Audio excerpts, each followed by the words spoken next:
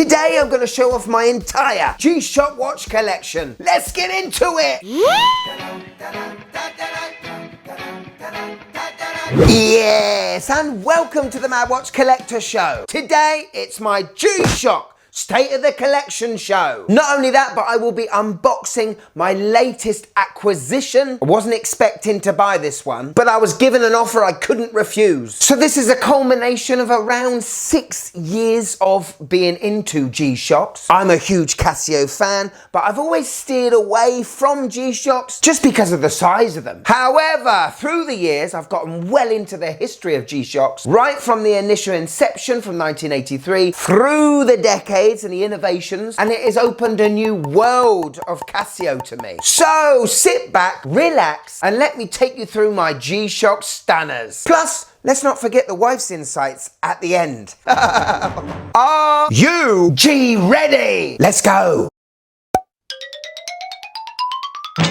So first I thought I'd take you through my squares, because I have quite a few of them, and to be honest, I do feel that they broke the resin mold when they made that initial G-Shock shape. Starting with the DW5000. This is a proper, good honest G-Shock that does resemble the DW5600C-1V, which was worn by Keanu Reeves in the film Speed, but this is the G-Shock that pretty much made G-Shock. From its initial release in '83, I think it took 3 to 4 years before the Western market absolutely got hold of it and then exploded the brand. Recently, you could pick this puppy up for around 40 to 50 pounds, but I do wear this watch a lot. It's a good, honest G-Shock, you know? But if you want to step up your G-Shock square game, the next obvious step is to go to the 5610. And these are the watches that best resemble the very first G-Shock from 1983, with some great features like the fact they're solar powered, they're atomic clocks, meaning they never go out of time. Recently I picked up the updated version. This one, although it has an inferior backlight to the original 5610, the screen in the daytime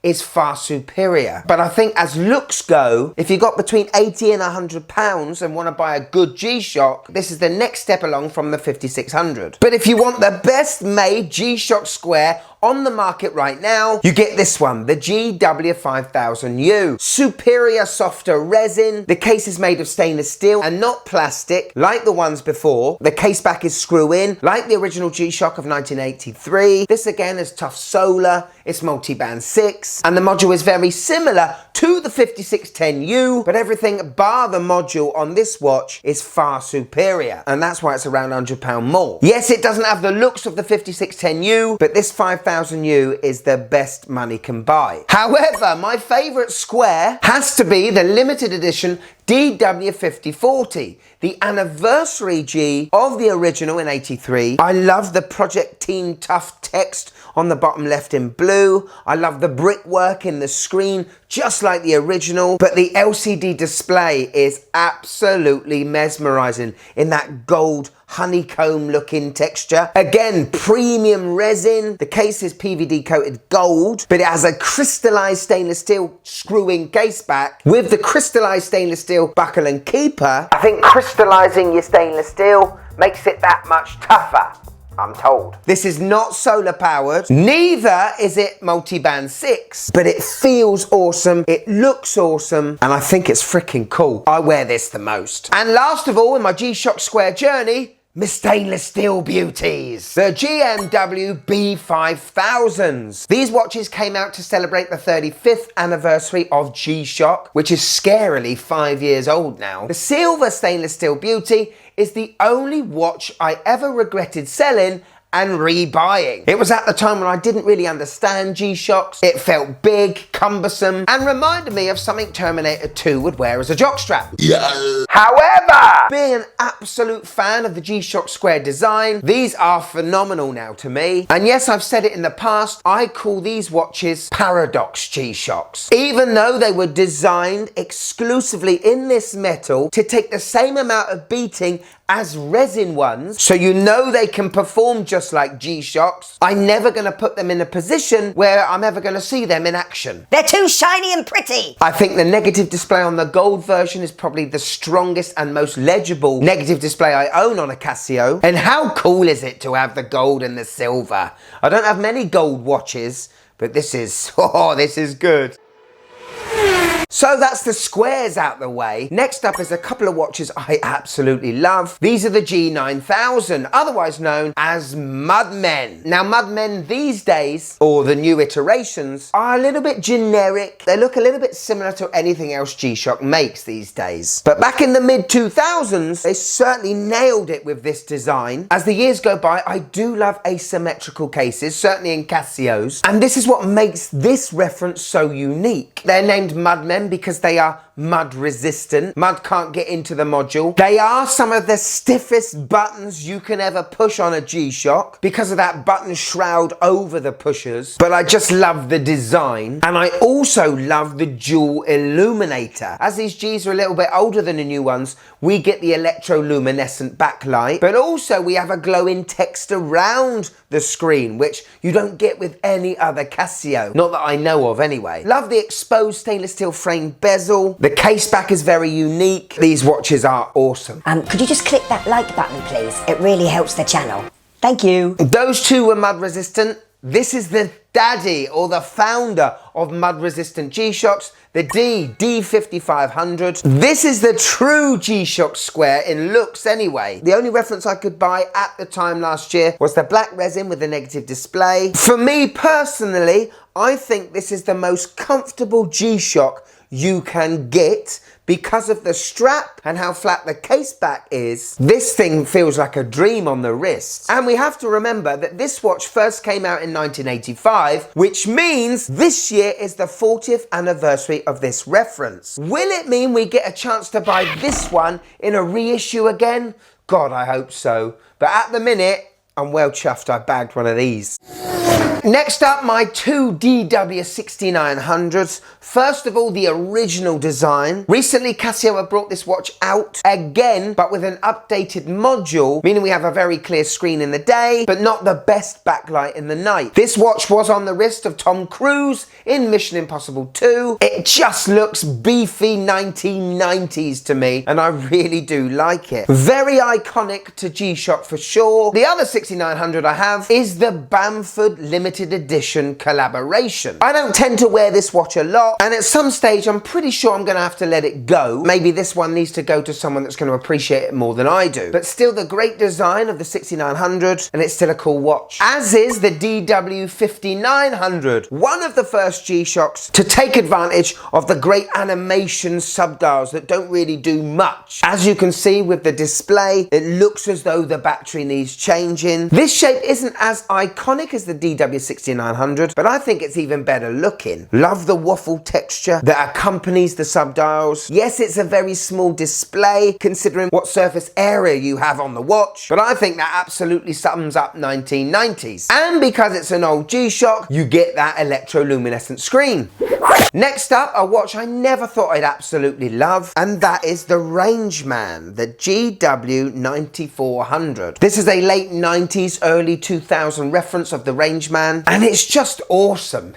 It really is. I love the meat cleaver stainless steel buttons. This does stopwatch, countdown timer, alarm, as a digital compass, a barometer, and an altimeter. It also has a cool picture of a vicious pussycat on the case back. That kind of originality on these references is what I cling on to. I love this watch, and it ain't going anywhere.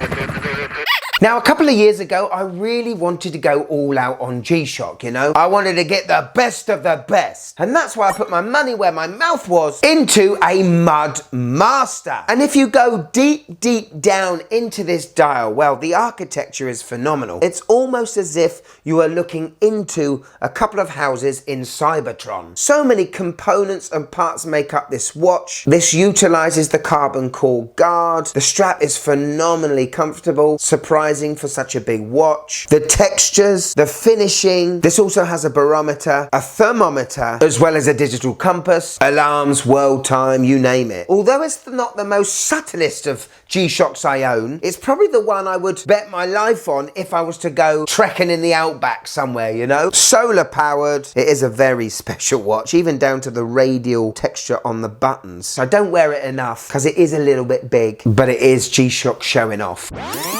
Next up, a reissue of a watch that came out in 1993. The first G-Shock to dedicate itself to divers. We are talking about the Frogman. This one came out a couple of years ago to celebrate the 30th anniversary. This is the GW-8230B. I like it in this good old-fashioned digital display. Pretty sure this has a moon phase and a tide graph. You can log dives in it. You've got world time, your alarms, stopwatches, countdown timers. The backlight is cool. I love the little scuba frog on the case back. Some of this watch is made of titanium, but a nice hefty titanium, you know. Love the gold accents. Love the blue on the crystal display. It's just an awesome watch that sets my G-Shock collection apart from anyone else's. Yes, it's big, but it's meant to be big. Lastly, we come to G-Shock at its modern best. Here we have two beautiful memory in pixel display Gs, the most legible G-Shocks on the market right now. The GBD200 kind of has the look of a G-Shock Square, whereas the GBD300 has that Casio look to it. Both are pretty much smart watches and can be connected to your phone. Since the reviews of these watches, I have never connected these watches to the phone. I don't want to be one of them, you know? This does do step tracking without the use of the phone. They're not too thick, they're nice and thin. The resin used on the cases and the bands are, well, at a modern level, far superior to my 5600s. And I just think if you do like your G-Shocks or your Casios, you have to experience one with a MIP display because they are absolutely sensational. I'm still leaning towards the GBD200 just because of the square vibes to it, but I'm still really glad I bought the GBD300 and will be using these watches throughout this year. The battery in these is only supposed to last a year. Well, after disabling the Bluetooth connectivity, this GBD200 still has the same battery in I had well over 3 years ago. Go get one! So there you go, all the watches in my current G-Shock collection. I've got one more to show you. Yay! My new acquisition. I didn't think I was going to buy this thing, you know. I reviewed it last year, loved it, but they were sold out in minutes and I never had the chance to get one. The GA2100 MG-28ER. The manga Casio. Subscriber and a good friend of the show, Andrew, when he offered this to me, well, I couldn't say no. Because to me, even though it's in a cartoony manga style, it's the most legible Casio on the market. Casio do a lot of suspect collaborations, but this is a fantastic one. I feel like this is going to be a watch I'm going to wear a lot. I'm a little bit worried about the black ink printing on the strap, as it'll probably wear away. But like all my G-Shocks, they're made for wearing, and it won't stop me wearing. Look at that. Look how cool it is. So there we go, my G-Shock collection in its entirety. So what do you guys think of it? Is there a G you own I should be aware of? And what's the G-Shock you're looking to purchase in 2025? Anyway, I promised it at the start of the show. Let's have a little bit of this. Yeah, so if you followed the channel long enough, you will know that my wife not only doesn't like watches, she definitely doesn't like Casios. She sees most of them as kids' toys. What does she know? However, she was able to tell me her favourite one and let me know of a few ones she absolutely hates. Like the Mudmaster, calling it an abomination.